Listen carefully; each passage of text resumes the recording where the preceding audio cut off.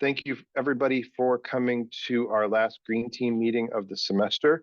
Um, Super excited that we have the whole leadership team here today with Linda, Cody, and Sean. And of course, all the other folks too. I really appreciate you coming. Unless anybody has anything they want to bring up at the beginning, because I don't follow Robert's rules, so it's kind of a free for all. If anybody wants to bring something up before we dive in. All right, I'm not seeing anybody eager to do that. So our first item is under ongoing projects, and Jay, that's the bin signage that we've been working on for some time. So whatever you're able to share, it would be great. You bet. I'm gonna go ahead and attach in our meeting chat. So anyone who wants to open up the PDF, this is the quote that we just received this morning, actually. Um, Worked with Nora to get this through WJ Blueprint. What they came back with is they can do the 20 by 30 single-sided signs for 656.25, and that's for 35 signs. So that's like less than $20 a sign. I don't know what's within Green Team's budget, but that's actually really reasonable for that many signs. We can always print a few and continue from there, or whatever works, wait till next semester. But what they recommended to us rather than foam core was Coroplast board, which is the same cost as the foam board. The difference is that it is more waterproof, so it can be used outside. If somebody accidentally dumps some soda or something on it, it'll just run off, can be cleaned off. You don't have to worry about the denting and things like that that you usually get, I think, with foam core board, because if someone kicks it or knees it, we all know what that does to foam core. So they suggested the 4mm Coroplast board, which would be a little bit more durable for us. But this is what it looks like. And then it would just be, I would guess, working with facilities to actually install those boards. But it's up to you guys on how we want to address that and move forward with it. Cool, sounds good. Well, speaking of budget, that exceeds our yearly budget. In fact, we were ended up getting allotted a little bit less than what we were originally told. So one of those instances where I don't know, maybe we have it recorded, but I kind of wish we had it in writing as well. So what I'm going to do is I'm going to work with Green Team Partners, because actually the budget, for folks that are aware, is a brand new thing. We've never had any budget before. So anything we wanted to do like this probably in the past would have come out of a facilities budget or something along that line. So I'm going to reach out to Christina Nguyen and some other folks and see if they want to maybe team up with us and figure out what numbers to charge it to, what makes the most sense. Jay, there's a possibility we might get a fewer number of signs. I imagine the quote can probably scale down based on quantity. Yeah, absolutely. And the other option is we can talk to them addressing the idea of making them a little smaller.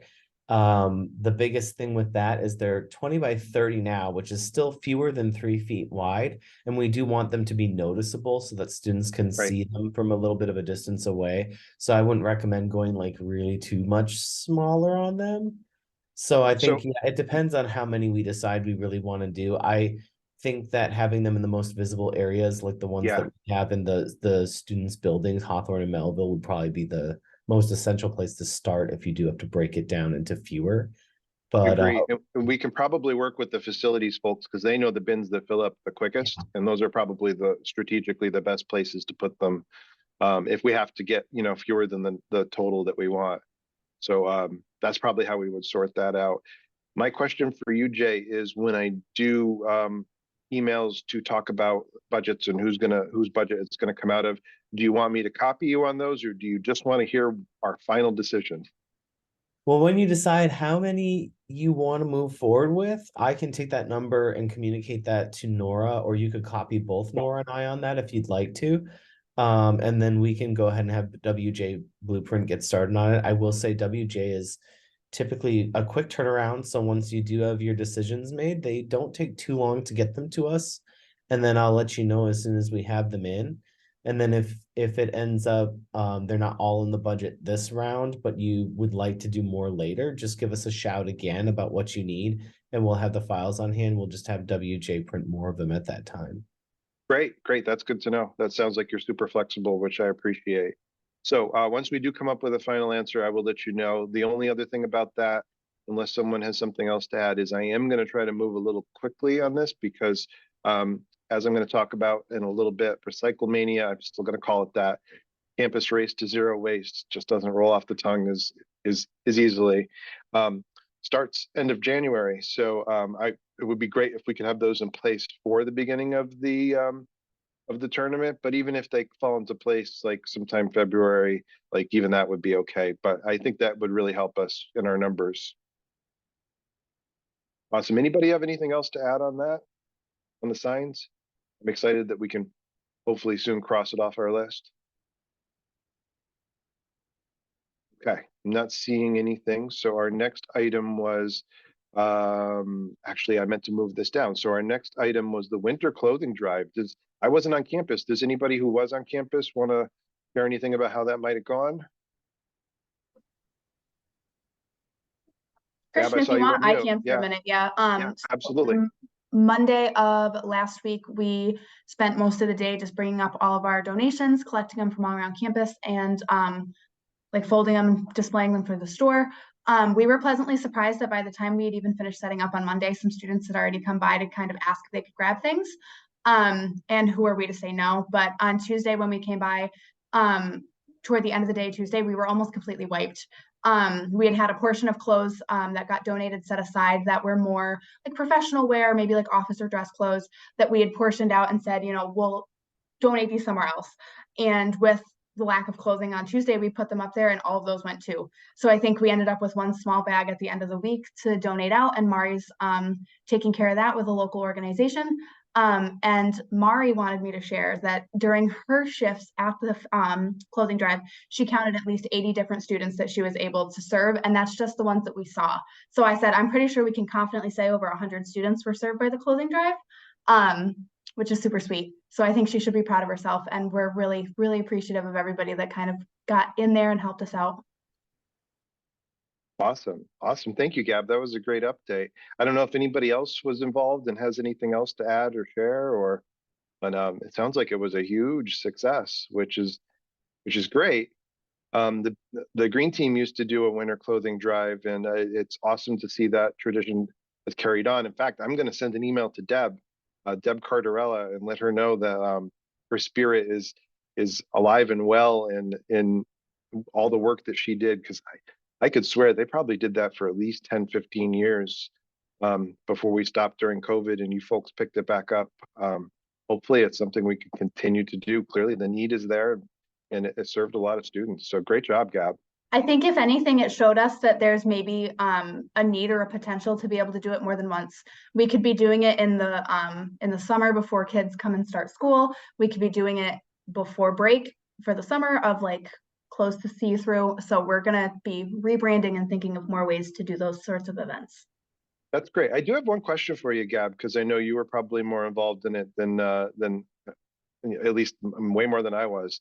Do you get this sense that it was a lot of work? Was it easy? Like on a scale of 1 to 10, and being a lot of work, like where do you think you would put this? I feel like it was medium only because of how much help and support we had. So we had Chris Laney helping us out from honors program. It was Mari's idea through her internship, so she really did take on a bulk of work. Abby did a lot of our like admin stuff. So I think it was not the most labor intensive project we've done yet. That's awesome. That makes me super happy because it sounds like it's a perfect, bringing together of people's skills and what people need, and sounds like nobody was super stressed out over it. So that's great. And Awesome. now knowing how painless it was, we have sort of a routine we can follow moving forward. No, that's exciting. That's amazing. Great work, everybody involved in that. Anybody else have anything to add on the clothing drive? I guess stay tuned. Maybe we'll be seeing that again at some point sooner rather than later. Great. Thank you, Gab. So our next item, and I don't know if there's anything, I know we didn't talk about this, Cody, but do you have any update at all on the battery recycling? That is still, for the most part, just on hold. We were waiting to see if we did end up getting any more of the budget that we had been told, but we're still sort of stuck in that limbo, and the cost of the battery recycling exceeds that at this point. So sort of on hold. Maybe in the spring semester we'll have another update, but for now, that's pretty much where we are with that. I had an idea and I wanted to kind of run it by you folks as well related to this is, because environmentalism is my passion, I've ended up getting involved in it over here at Williams College too. And so I've got kind of a finger in that cookie jar, or hand in that cookie jar, however the phrase is. And I noticed we just have battery recycling, like it's all over campus on this school. And I don't know who pays for it, but it can't hurt for me to ask if the green team thinks it's a good idea. Maybe we just put out buckets and I bring them to Williams College, and perhaps Williams writes it off as some sort of, community thing. It would increase their budget to recycle these things. But Cody, I'll send you some pictures. Like the recycling center is out of control. It's a little bit concerning, but at least I know that it's all getting recycled. Just the quantities of it is mind-boggling, and batteries are a part of that. So what do you folks think of me asking the powers that be here at Williams if maybe Williams and BCC could partner on that, and then maybe wouldn't even have to budget it. Maybe we just take buckets and I dump them in the facilities battery bucket. But what do you folks think about that? I think it's a good idea. If they're open Okay. to it, I think that's a very good idea. Well, fortunately, like, even though I've been here a short amount of time, people owe me favors because I'm just such a nice guy and I have a problem saying no to things. So like, let me ask some of the folks on some of the projects I'm involved in. And in our next meeting, which probably will be in February, perhaps I'll have an update. And if that works well, maybe we could just do it that way. Because I know that Williams likes to help out the community. And in fact, a lot of the people here are super excited that I still maintain a relationship with BCC, both through the green team and through teaching. So I know I'm supported there. If the same support carries over to battery recycling, maybe we could just make it happen and stop talking about it and just start doing it. Anybody have any other thoughts or comments on that? Like, I wanted to run it by you before the whole group, before I brought it to someone here, but I hate seeing things keep coming up on the list, and I know we're all busy, but so I was thinking that might be a creative way to solve it. Any other, like, if sounds like everyone thinks it's a good idea, but if anybody has any other thoughts before we move on to the next topic, that's kind of what we'll do. Linda, I saw you on mute. Oh, yeah. Yes, that's actually a very good idea that you're proposing. Is there, I don't know, as far as trying to sleaze bag writing a grant for something, that sounds really hairy. Yeah. But I think the collaboration step is certainly a good one to take. There could be, the psychological, I don't know, after effect of, hey, how come we're not doing that? And we got to piggyback onto Williams. You might hear some talk like that. And in the event that you do, I'm not sure how busy our grant writers are, or if they would even entertain such a thing. But No, you bring up a good point, Linda. And we'll just kind of see how it goes. And part of my thought is, like, there are literally like buckets all over campus, like the academic buildings, and we have one here in the IT building that just anybody. So like, there's really nothing to stop, Linda, you from showing up with a bucket of BCC batteries and walking into the science building and dumping it into their bucket there, like, and walking away. It's not like it's monitored on camera or anything. So, but it's always better to ask permission than forgiveness. So I figure, that's probably the best way to proceed. Linda, or anybody, any other thoughts on this? I don't know. I think the ask for forgiveness rather than permission is a fun one too. I guess that depends on your relationship with the person that you're offending. Well, I'm pretty offensive, so I usually keep it, pretty low key. unless I get caught. Then it's like, oops, sorry. Well, I mean, it's funny you mentioned getting caught because that's kind of what I was thinking. As I was thinking, like, I wonder if anybody would even notice if I took all the BCC batteries and just dumped them in the bucket. Probably not. No, I don't think it's likely. And yeah, sure, they do have their little cameras all over the place, but I mean, like, I just, if I'm kind of doing something questionable, I just kind of walk by and wave, let them know that they know that I'm there, so. Awesome. So I'm going to talk to some of the partners that I've been making relationships with here at Williams and just see how they feel. See if like we need to make it official, or if we could just start doing it, which so we can put out buckets right away and just start doing it. So yeah, Cody, if you had anything you were working on that, I'd say just kind of let it be until we see how this avenue works out.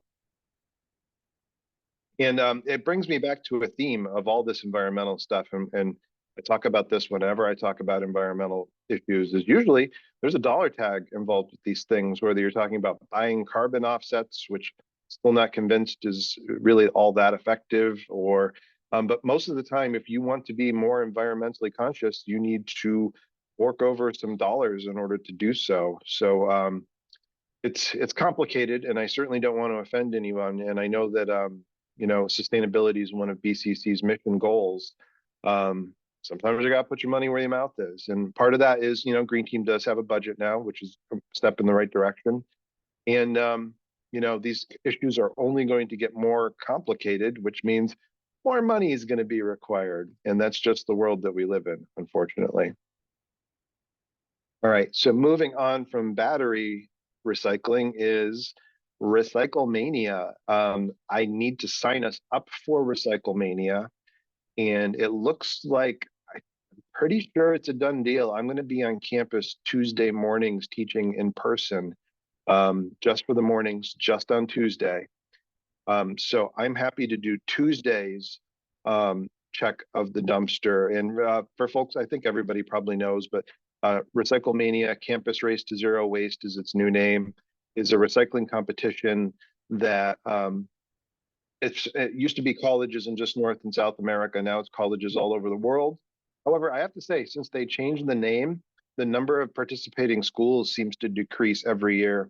I don't have a number this year, but last year I think there was only, if you go to the Green Team Recyclemania page where it has the standings, that's one of the columns is number of schools that participated, and you can see that it seems to be going down and down every year. I know COVID was a monkey wrench for a lot of campuses. However, as a trend, it's not a great thing that seems to be less and less involvement as the years go by. But colleges compete, and it's an 8-week period where basically there's several different categories. We usually compete in the diversion category because when you talk about raw pounds that a school like BCC recycles compared to a school like UMass, it's like it's apples and orangutans. It's not even in the same ballpark. So so we compete in diversion, which is a percentage based on our FTE and all that stuff. I am going to fill out the registration forms for BCC, although they didn't send me a reminder this year, but I do know registration is open because it said so on their website. And I'm going to get us all signed up. And like I said, I can do Tuesday dumpster checks. And Sean, I see your hand up, so I'm going to be quiet for a moment. No, I just wanted to say I'm not on campus on Mondays. I'm happy to do Wednesday, Thursday, and Friday dumpster checks. What makes me squirrely is when I'm trying to do the Excel spreadsheet. So I would love it if somebody could pick up that, but I can get those other 3 days if someone else can pick up Monday. If we feel like making sure that we get someone looking on Monday is a big deal. Right. And this is one of the reasons why I waited to register us, because when you register, I can add people who get the emails from the competition. And I'm happy to do the Excel spreadsheet portion of it. Okay. However, this would be a good opportunity for somebody who might want to pick that up and take it away from me, or learn how to do it. And maybe we could tag team it. But I can do it if necessary through this competition. I don't know about next year. Who knows? I might even have more of a course load next year. And I see We're saying that, yeah, don't mind on Mondays, no classes on Monday. Are you gonna be on campus on Mondays, or were you planning on being on campus? And you can use the chat if you're more comfortable with that.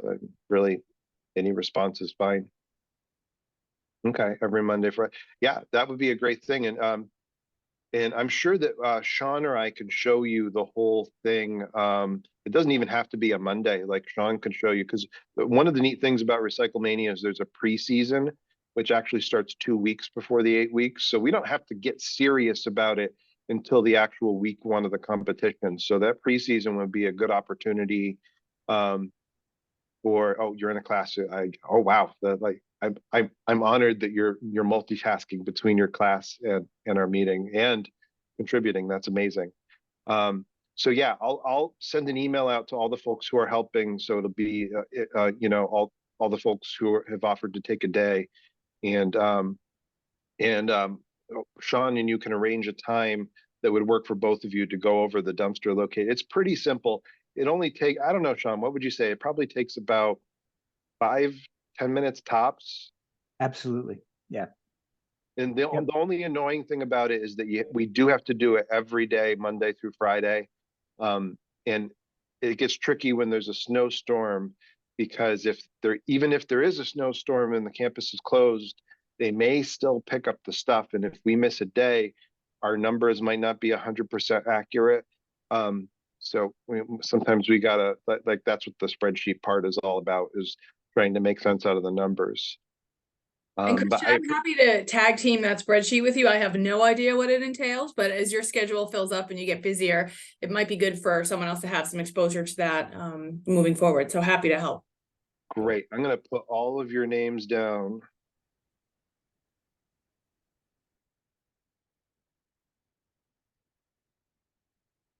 Great. And I will reach out to all of you, and we'll just kind of create a little email group, and feel free to reply. You can email anytime. Like, that's the great thing about email is, can we build an on-campus recycling sorter? Our facilities folks kind of do that job, or like our facilities folks have been known to go through trash bins and pick out the bottles and put them where they're supposed to be. Stuff is sorted at the recycling center to a certain extent, like bottles and cans and plastic. Basically anything you see that can go into that bin gets sorted at the recycling center. But once you see how it works, like anything you can do to help improve the process, like, would be great. As we were talking about a little bit before you showed up, budget is one of our main concerns. So we only have so many maintainers. We only have, you know, so many folks who are available to help with this stuff. But when this email goes out, you know, and especially when you meet with Sean, feel free to brainstorm and come up with, you know, if you have any ideas how to improve the process. And hopefully we'll have the signs that Jay is helping us with in place, you know, either before or during the competition. Those should help too. So I'm going to go ahead and I'm going to get us signed up, and I'm going to put the whole lot of us on the email. So, you know, we'll all get those emails when they come through from the competition. On campus, don't. That would be awesome. I have no idea what's entailed in that. Normally, Colin would probably be the person to talk to about those kind of things. I don't know how that would work. He usually comes to these meetings, but I have a feeling since we do them at lunch now, I think he really values his lunch, which is a-okay. And I wish there was another time that worked. Maybe next semester we'll find a slightly better time.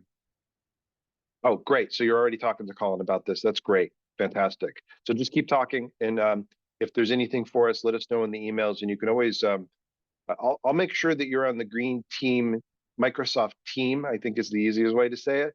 That way you can send messages to all of us, and everybody who helps with the spreadsheet, like Jen, you're going to need to be on that team too. So I'll make sure everybody's on it. Right. Any questions or anything else about Recyclemania? Roberta, I saw your hand up a moment ago. Did you want to say anything about Recyclemania? It's okay if you don't. One of the things I used to do is would go from dumpster and dumpster and do a photograph, because some of us, like, you know how sometimes I would think it was a third full, but somebody else would think it was a half full. And so I just did those so I could kind of gauge what you meant when you said half full, third full. Not that anybody has to go do that now, but it's just one way to kind of make sure we're all on the same page. Sure, sometimes it is hard to judge because there is times where there's a lot, like actually the dumpster behind Kusevitsky is a good example of this. Yep. Sometimes they break down a set and the dumpster may look full, but it's mostly just bulky stuff that's taking up a lot of air. So then it becomes like, I can't really say this dumpster is 100% full because volume wise, it's really probably only, so there's a lot of judgment that comes into it, which is why, yes, Roberta, if folks are ever unsure, take a picture and since we have a team this year, we can discuss it as a team and figure out, you know, what we call 50% full. It's 50% full of, you know, actual trash is different than 50% full of a set from a play that, like, you know, happened 10 years ago, which sometimes ends up in the dumpster. Mm-hmm. Yes, good idea. All right, anything else about Recyclemania anybody would like to add? Of course, we'll try to do as much outreach as possible. I don't think I got it on the official calendar, Jay, but that's okay. We can still get it like on the website and stuff. Yeah, if you submit a marketing request for that and maybe a digital Yeah. sign would probably be good because I know most years we have a digital sign going. I think the True. digital signs are good because it reminds students when they're like walking through the buildings, they actually see it visibly there. So that's always nice to have. Cool. I'll mention that in the email amongst the team working on it, and we'll see the best way to approach that. But yeah, doesn't really work if you don't get your vision out there and tell folks what the plan is. Otherwise, you're kind of doing it in secret. Cool. Anybody have anything else about Recyclemania? Not seeing anything else. So if that is the case, the next item on the agenda is Roberta and all her many projects. We have the pollinator project / community garden, the nature trail sign refresh, and the Hoffman raised beds. And I would wager to bet there's probably projects I don't even know about. So Roberta, it's all yours. Okay, I'm gonna start with the Hoffman Garden future renovation, which is a long-term project. We've got more data now. We have the drone data that Christian shot, but we also have measuring data that Erica and Alex helped me with. And then I bounced around some ideas with Gina. And one of the things I think that's important, Gina is Gina Steck, the grants person, who worked on the grant for the garden that's at SBA a few years back. I want to keep gauging interest, and her suggestion was to making a campaign that was internal at BCC to really gauge the interest. And because that area at Hoffman doesn't get used the way it did like 5 years ago, and that's not just because of the pandemic, it's because it's completely full of invasives and completely overgrown, and it's honestly, I'm sad to say, it's really unmanageable. And what ends up happening is it gets weed whacked once or twice a year, and we lose more of those native plants that we paid good money for. We lose more and more of them every year, and it's turning into, you know, a garden for invasives, right? So, and then yesterday, Christina Wynn asked me if I could meet and talk with her about it, because I mean, it would be a very big thing. And so I'm mostly in the stage of really gathering the data and trying to gauge the interest and see, like, because it needs doing. It wouldn't only benefit the environmental students. Some of the people that also used to benefit was a lot of the nursing students would come over there and sit on the patio, do their homework, because Hawthorne and Hoffman are so close. And also it's kind of not even a teaching area anymore because it's so overgrown. And like I said, weed whacking it down to the ground might make it look neat right now, but all that food that was there for the winter is all weed whacked to the ground, right? So all the animals that could have depended on it, not as many animals can depend on it. So that is, again, one of the most longer term projects, but I've got a couple more people on board, including Erica, who's here in this meeting, people that are interested in helping with it, which is really good. The next step with the trail, the John Lambert Nature Trail, is to blaze it going from east to west. We're just waiting for a day that it's over 32 degrees and not wet out so that the paint will stick for the blazes. I'm continuing to try to I've made two maps so far, but I'm trying to make accurate maps that are based on geotag photos, but it's a very long process. And a couple of new people were out on the trail that had never been on it before, which was really exciting the other day, or maybe about a week and something ago. And Tom Tyning said that Erica, who's here, and Alex could help on their work study time to get the blazes done, which is really great. The pollinator pathway #1 garden at SBA is still cruising along. I'm still planting bulbs that Tammy A bought. I'm still planting plants that Donna Kalinowski brought in. It's changing, although it might not, you can't really tell from the outside, because when you transplant plants this time of year, you kind of like whack the whole top off and just keep planting root balls, right? So it looks like a bunch of mud, but it's going to be even nicer next year. And one of the kids I work with named Logan Sargent thought we maybe should put up some sort of quiz and show all the different pollinators that came there this past summer. And even though we know some of them, we don't know all of them, and just put it up maybe on the blog or something and be like, can you identify this pollinator? Just to get people that don't already know about, pollinators being in peril, and also trying to really, stick with the mission of our school. If we're going to be so saying we do environmental stuff, we better do it, right? And so that garden's pretty successful for the pollinators, and just for it, I think people like it. People enjoy it more now. People walk through it randomly. Like, I'll be working and somebody will just walk through randomly and check it out. And I'm like, hey. And so if we can get a garden that's raised beds and that's got, good wide pathways that are accessible up at Hoffman, that area surely will get used more. So I think those are the main 3 things I'm working on. So, and if you want to help with the math part of figuring out the square footage of the garden at Hoffman, I super need help with the math part. Apparently there's a way to use the drone footage to do that, but I haven't figured that out yet. That's it. Thanks. Sure. Roberta, I keep meaning to send you information on how to do that, how to do the drone video scaling.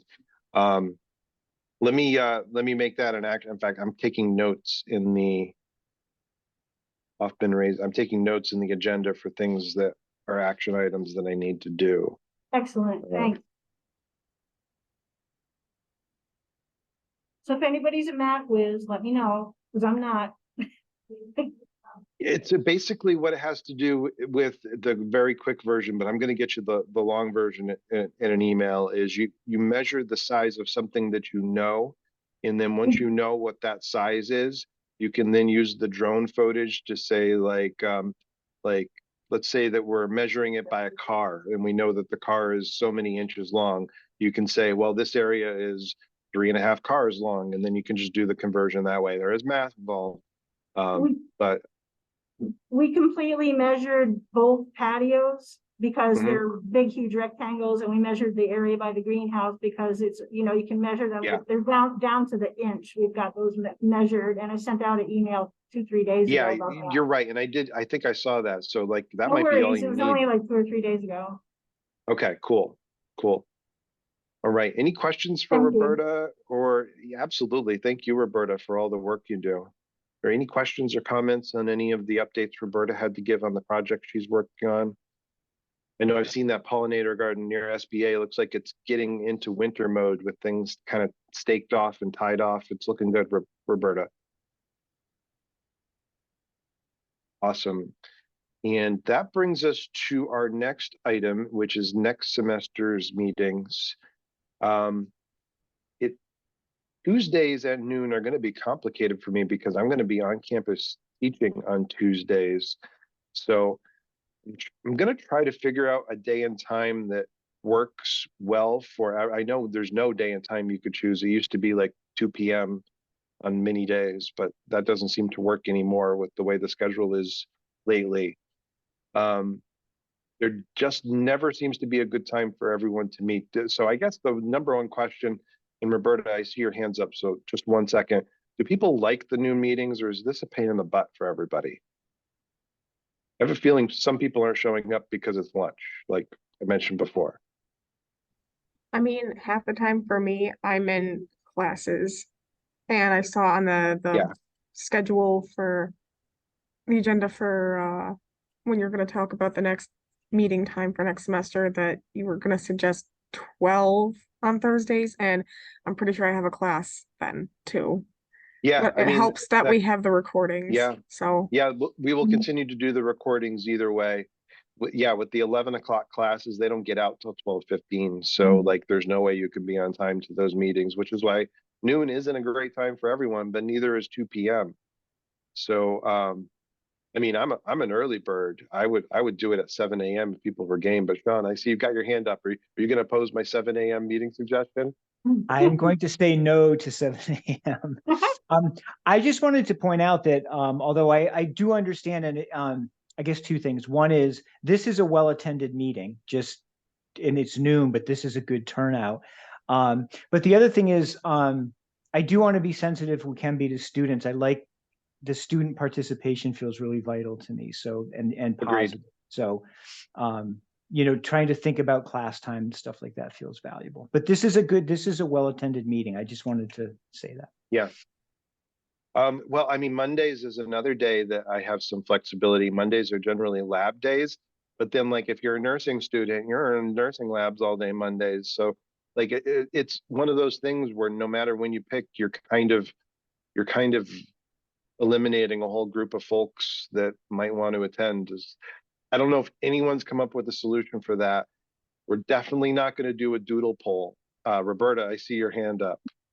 I think one of the things we did in the past was we didn't, I mean, even though I'm a fan of doing it, like, a certain day of the week at the same time, because I can remember it, because I'm old, right? But the thing is, when we used to skip it around kind of and be like 10 o'clock meetings, 2 o'clock meetings, then even though people would sometimes have to miss it, at least you could get to something, right? And then, Yeah. of course, and if you weren't able to be there, continuing to do the recordings is a super big help. And Yeah. Sean, thanks for what you said, by the way, saying it's well attended, but you're right. And I didn't even think of that. That's great. So I think what we will do is we'll kind of experiment a little bit. Roberta said, moving it around might work a little better. Now that I've got a semester here at Williams, I can be a little bit more flexible, especially considering I'm going to be in person Tuesday mornings at BCC in the spring. So thank you everybody for your input, and like we're going to keep recording, and we're just going to keep trying to find a time that works for everybody. And is there any way to get data on most attended That's a class good times? question. Yeah, I don't know. I don't know if that's something the registrar would have. Maybe, but that might be harder to do than you think. Would it help if we started the meeting at 12:15? I mean, I know sometimes we go longer than 45 minutes, but would that help with the student class ending if we did 12:15 to 1? I think many times we're done a Yeah. little early, so maybe that would help alleviate that issue. That's why we do things in a meeting like this, because that's brilliant, Jen, and I never even considered that. Yeah. If we do continue with meetings around this time, I think that makes a lot of sense. 12:15. Yeah, totally. Because that keeps in mind people's schedules. And if you have a 12:30 class, you're probably not coming anyway. So great. Okay. I think that gives us enough to work with. I am going to try to schedule, based on this conversation, all of those meetings over the January break. So when we meet for the first time in February, we'll talk about like, does everybody like what we came up with? Does that, is there any way because we can always reschedule later meetings if we find a different way. But yeah, 12:15. So simple, but so brilliant. Thank you, Jen. Erica, I see you got your hand up. So I just had a quick question. Do you think we're gonna be able to do a community cleanup or a campus cleanup in the spring for Green Yes, Team? I hope so. I'm going to try to make it happen, and we're going to try to do that again. Yeah, absolutely. Okay, because the one time I actually went to one, it was really fun. So It was really fun. The one that we did, I forget what school that was. We have pictures of it on the blog. It was really good turnout. It was really good weather actually for, I think it was March that we did that. Might have been April. But yeah, it was a lot of fun, and I would like to do that again, maybe even do it more than once. So that's kind of a good segue to our, like, does anybody have anything that they want to talk about? Because that's a really good thing to discuss. And yes, community cleanups. In fact, I'm going to put, since I'm taking notes on the agenda, that's going to be on our agenda for the first meeting that we have when we get back spring semester, so that we make sure that happens. So Alright. on that note, start thinking about places we would want to clean up. I think what happened last time is I reached out to the Berkshire Regional Planning Committee. Am I getting that right? And they were doing a community cleanup event at a Pittsfield Park, so we just kind of piggybacked on theirs. Oh, yeah. But then the weather was crappy, and like the turnout across the board was pretty bad, because it just kind of rained all day. And I was there, but honestly, like, wet trash was not fun. So rather do it on a nice sunny day when you can have dry trash. But yeah, absolutely, all those things. So any thoughts now that we're in the open part of the meeting about community cleanups, or anything else anybody wanted to discuss? This is the part of the meeting where I do my auctioneer impression. Going once, going twice. Oh, nope, that's my mouse cursor. Yes, as in you're good, or you have something you wanted to discuss? But you got it in before I closed the auction, so I'm going to ask the question.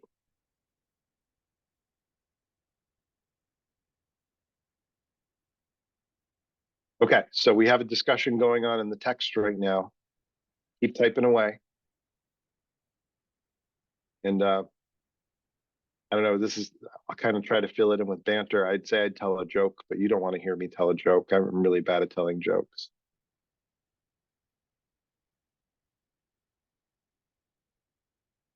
I know there's typing going on.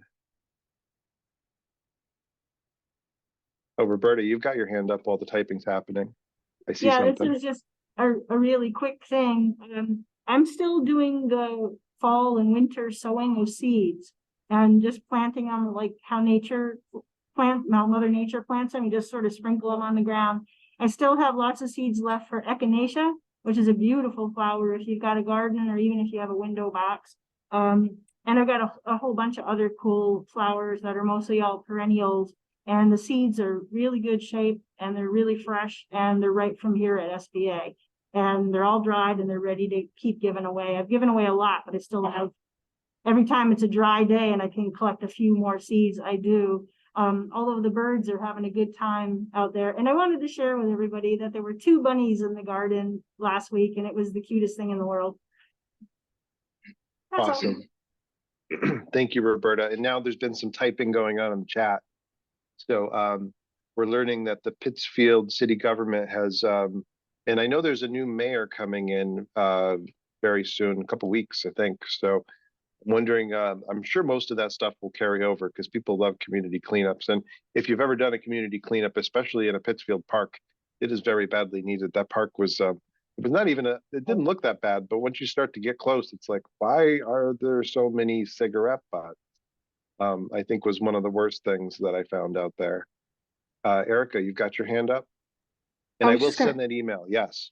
Sorry, Add Erica. to that parks in North County are pretty bad too. Like when I was doing my first project for Tom's class when he teaches in the spring, I went and cleaned up like Uno Park up in North Adams, like the Adams Visitor Center, and they were pretty bad too. Like I found needles and stuff up at Uno. So yeah, when I did the one in Pittsfield, they had a whole needle protocol that if you see one, you were to raise your hand. So someone who was trained to come over and handle it was their protocol.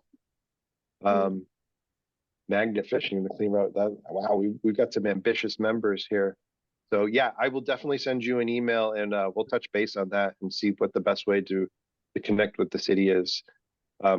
Magnet fishing sounds like fun, but like I'm bad at regular fishing. I can't imagine I'd be all that good picking up trash with a fishing pole. And I would still love to learn more about it too. All right. Anybody have anything else to add? We got a lot of different things here, and I've got that email address. Something I mentioned way back at the start of the semester, and like I said, I haven't been able to attend any of these meetings, so I don't know if this was even thought about over the course of the semester, but I brought, excuse me, I brought up the potential of electrifying the parking lots to encourage students and people who have electric vehicles. I don't know if that went anywhere, but Yes, Tony, I remember you now. push, What I need to push the do is, idea of at least yeah, like 120-volt outlets or something. yeah, I need to touch base with facilities on that. I know that we were on a waiting list for electric car charging stations, and I was gonna find out where that is, and it didn't happen, so I'm putting it on my to-do list. Because as a side note, like I've got a tiny electric car with very short range, so I actually have to charge it here on Williams campus every day, or I cannot make it home. Now that we're in the winter weather, like I get to campus and it's less than half. Yeah, that's I've been up to Williamstown a few times, and that's something that the Williams campus is really great for. There's Yeah. several spots around there, and I know I mentioned in an email to you, but I figured I'd put it out generally as well. If that ever does happen, I know ChargePoint and one of the other ones, I don't remember, is able to take like student ID numbers and associate them with an account so you can offer, like, if someone from the public wants to come in and charge, they have to pay for it, but a student can receive discounted or free parking. That's something that might be worth offering. But like, you know, this is a project that might not be done until after I'm already gone. So It has been in the works for some time, Tony. So I think our first step is for me to touch base with facilities and see where we are on that. Because I know there were last I knew there was a waiting list of places that were waiting for the state to come in and put electric car charging stations. I don't even know where we are on that list. So that would be one question. And maybe the landscape has changed. Like Roberta mentioned grants earlier. Maybe there's a grant that we could put together to help make this happen. Because if you watch the news like I do, you probably know that a lot of car companies are pledging to switch their entire car offerings to electric by 2035, which sounds far away. It is not that far away. 2035 is right around the corner, believe it or not. So yeah, Tony, I've put that on my to-do list, and I will, before we meet again, I will find out information on that, and I will share it with you as well, because I do have your email. I remember, because you taught me all that ChargePoint stuff that I had no idea about. awesome. Yeah, I mean, as a stopgap or something, touching base with facilities to see about ideally 240-volt, but that's probably not going to happen. Yeah. Standard 120-volt outlets on the light poles. I don't know how expensive that is, but it's much less expensive than putting in an EVSE. Yeah. I'm going to put that on the list too, 220 on the light poles. Okay. So we'll see what we can do. And you know, we happen to have the advantage of having Dave, a master electrician, on our staff, and he's so I'm sure Dave could tell us right away whether that's even possible or not. He probably wouldn't even need to research it. He just probably would know, because he's just that amazing and talented. Yeah, I know there's one outlet over on the Patterson Field House that's on a light pole, but it's specifically for like the little ticket shack thing they have by the football field. I don't know if the other light poles have that same wire setup or not. So I don't think many of them do, unless I don't know. And it's a great question to ask, and Tony, I'll take that up. Thank you for reminding me. Sorry I didn't get to it sooner. no worries. Great. Okay. Well, we're running close to 1, and I'm sure some of you want to actually eat some lunch. Does anybody have anything else?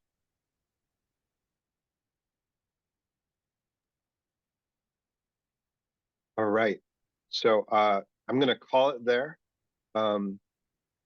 You wanted to click the stop record and make your life easy, Cody, now would be a great time to do that. And thank you, everybody, for all of your work. Thanks, Roberta,